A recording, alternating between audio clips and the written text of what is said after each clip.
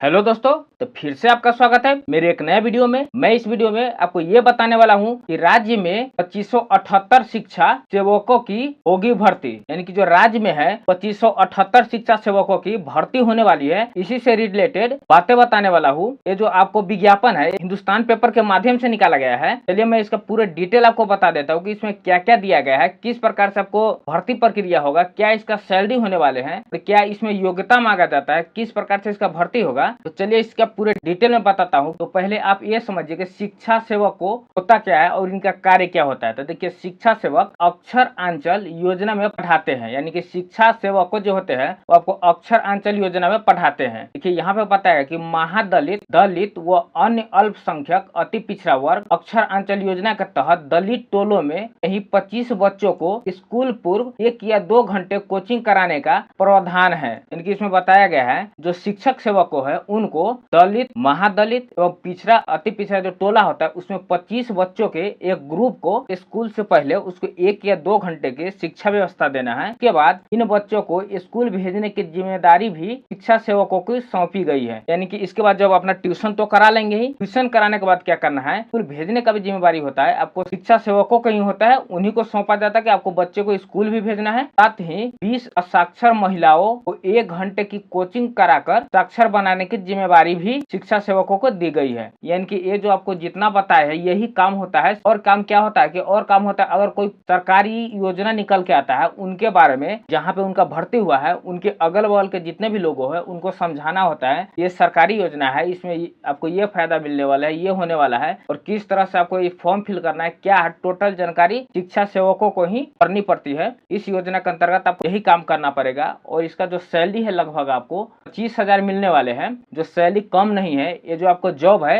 अपने घर पे ही रह के आप ये जॉब कर सकते हैं, अपने घर के आसपास ही आप ये जॉब कर सकते हैं। इसके बाद बताया गया कि नालंदा में 81 समेत सूबे में 2578 शिक्षा सेवकों की बहाली होगी। यानी कि नालंदा जिले में है जो आपको 81 पदों पे इनका वैकेंसी निकाला गया है और पूरे बिहार है उनमें आपको 2578 शिक्षा सेवकों की बहाली होनी है। जन शिक्षा निर्देशक अनिल कुमार ने अभी डीएम को पत्र भेजा है, जून में ही शिक्षा सेवकों की बहाली प्रक्रिया पूरा कराने का अनुरोध किया है। यानी कि जो जन शिक्षा निर्देशक जो अनिल कुमार जी है उन्होंने बिहार के सभी डिस्ट्रिक्ट, सभी डीएम के पास एक पत्र भेजे हैं कि इनके अंतर्गत जो शिक्षा सेवकों के अंतर्गत जितने भी भर्ती यानी कि 2578 जो टोटल पोस्ट दिए गए हैं, जून महीने के अंदर ही भर्ती प्रक्रिया पूर्ण करने का अनुरोध किया है। इसके बाद देखिए पता है कि नालंदा जिले के उत्थान केंद्रों में 54 तो तालीमी मरकज केंद्रों में 27 शिक्षक सेवकों समेत सूबे के उत्थान केंद्रों में 1465 तो तालीमी मरकज केंद्रों में 1113 शिक्षक सेवकों की बहाली की जानी है।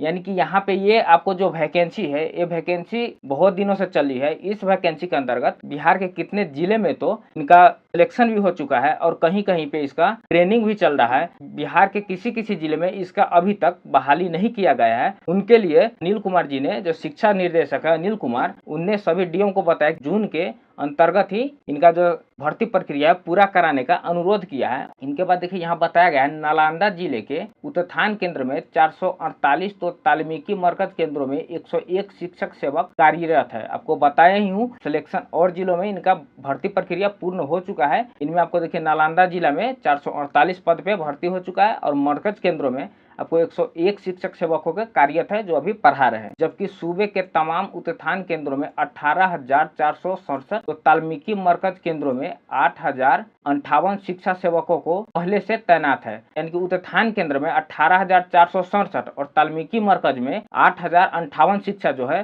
पहले से ही तैनात है, यानी कि पहले से ही पढ़ा रहे हैं। इनके बाद बताया कि निर्देशक ने डीएम को भेजे गए पत्र में कहा है कि महादलित, दलित व अल्पसंख्यक अति पिछड़ा वर्ग अक्षर आंचल योजना के तहत जिलों में उत्थान केंद्रों व तालीमी मरकज में केंद्रों में शिक्षा सेवकों के रिक्त पदों पर शिक्षा सेवकों के इनके चयन की प्रक्रिया शुरू कराई गई थी। यानी कि इनका जो चयन की प्रक्रिया है पहले ही शुरू कराई गई थी। इसके बाद देखिए आगे क्या दिया गया, आगे बताया गया कि कई जिलों में शिक्षा सेवकों की चयन प्रक्रिया प्रशिक्षण भी करा लिया गया था, लेकिन लोकसभा चुनाव के आदर्श आचार संहिता लागू होने के कारण कई जिलों में शिक्षा सेवकों के चयन प्रक्रिया पूरी नहीं की जा सकी थी। और एक बात इसमें ये बता दूं कि इसमें जो है एग्जाम नहीं लिया जाएगा, इसका जो डायरेक्ट बहाली किया जाएगा ये बहाली आपको नंबर बेसिस पे किया जाएगा। शिक्षा विभाग के अपर मुख्य सचिव के आदर्श पर चुनाव आचार संहिता समाप्त होने पर तत्काल रिक्त पदों चयन प्रक्रिया शुरू कराने का आदेश दिया गया। यानी कि चुनाव खत्म तो हो चुका है, इसके बाद आचार संहिता भी खत्म हो गया है जो लागू था, तो इनके बाद है ना इनका फिर से आपका जल्दी से जल्दी चयन प्रक्रिया कराने का इसका निर्देश निकाला गया है कि जल्दी से जल्दी हो सके तो इनका चयन प्रक्रिया जिनके अंतर्गत ही इसका भर्ती प्रक्रिया खत्म कर दिया जाए। तो देखिए मेन बात इसमें यह बताया गया कि इसमें जो आपको जॉब होने वाले हैं, आपको दलित महादलित टोली में जहाँ पे भी आपका जॉब होगा वहाँ के बच्चों को 25 बच्चों को टोली बना के आपको पढ़ाना है। वहाँ पे जो भी अशिक्षित महिला है उस 20 अशिक्षित महिला को शिक्षित करना है। इसके बाद आपको जो मंथली मिलने वाले इसमें आपको 25,000 मंथली मिलेंगे। और इसका जो आपको चयन प्रक्रिया है ये आपको डायरेक्ट बहाली है, इसमें पीटी मेंस कुछ भी देने का यहाँ पे जरूरत नहीं है, ये आपको डायरेक्ट बहाली है। बस बहाली में एक ही नियम लगाया गया है कि आपको नंबर बेसिस पे इसका बहाली कराया जाएगा। और कितने जिलों में तो इसका बहाली हो चुका है और कहीं कहीं पे इसका बहाली अभी तक नहीं हुआ है। कारण ये है लोकसभा का जो चुनाव था उसमें आचार संहिता लागू होने के कारण इसका प्रक्रिया जो है रोक दिया गया था। अब लोकसभा का चुनाव तो खत्म हो गया है, तब कोशिश कर रहा है कि जून के अंतर्गत ही जितना भी जिले में अभी तक इसका भर्ती नहीं कराया गया है उस जिलों में जल्दी से जल्दी भर्ती करा के जून तक इसका प्रक्रिया समाप्त कर देने का आदेश दिया गया है। तो आपके पास अभी मौका है कि जिस जिलों में इनका चयन प्रक्रिया अभी नहीं हुआ है उस जिले से आप फॉर्म फिल करके डायरेक्ट जॉब ले सकते हैं। तो चलिए दोस्तों, इसमें जितना भी जानकारी था मैंने आपको पूरे डिटेल से बता दिया हूँ। अगर मेरा वीडियो पसंद आया होगा तो मेरे वीडियो को लाइक, सब्सक्राइब और शेयर जरूर करिएगा, क्योंकि आपका एक लाइक और एक सब्सक्राइब से हम लोग मोटिवेट होते हैं और सरकारी नोटिफिकेशन जितना भी आता है उसमें वीडियो बनाने में हम लोग को बहुत अच्छा लगता है। तो चलिए बस आज के लिए इतना ही, मिलते हैं नेक्स्ट वीडियो में। जय हिंद दोस्तों।